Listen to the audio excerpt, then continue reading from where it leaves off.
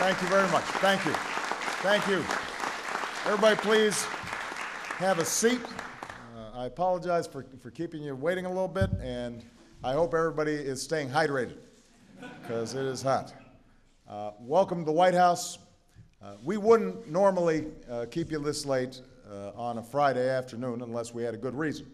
And the bill that I'm about to sign is a pretty good reason. I want to very much thank the members of Congress who are here. We got a number in the front row, but in particular, I want to recognize Senator Boxer and Congressman Mica, whose leadership made this bill a reality. And although Barbara couldn't make it, we want to make sure that everybody acknowledges the hard work that John did on this bill.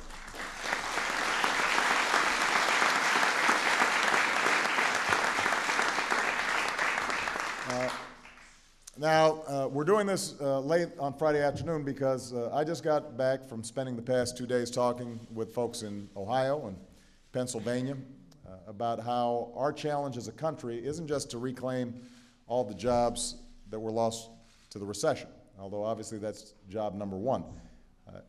It's also to reclaim the economic security that so many Americans have lost over the past decade. And I believe with every fiber of my being that a strong economy comes not from the top down, but from a strong middle class. That means having a good job that pays a good wage, a home to call your own, health care, retirement savings that are there when you need them, a good education for your kids so that they can do even better than you did.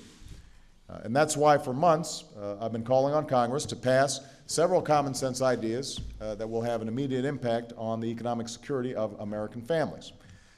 I'm pleased that they've acted, and the bill I'm about to sign will accomplish two ideas that are very important for the American people. First of all, this bill will keep thousands of construction workers on the job rebuilding our nation's infrastructure. Second, this bill will keep interest rates on federal student loans from doubling this year, which would have hit nearly 7.5 million students with an average of $1,000 more on their loan payments. Now, these steps will make a real difference in the lives of millions of Americans, some of whom are standing with us here today. But make no mistake, we've got a lot more to do. The construction industry, for example, was hit brutally hard when the housing bubble burst. So it's not enough just to keep construction workers on the job doing projects that were already underway.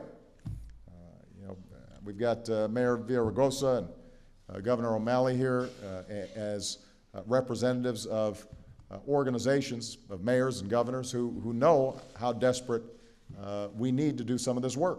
And for months I've been calling on Congress to take half the money we're no longer spending on war and use it to do some nation building here at home.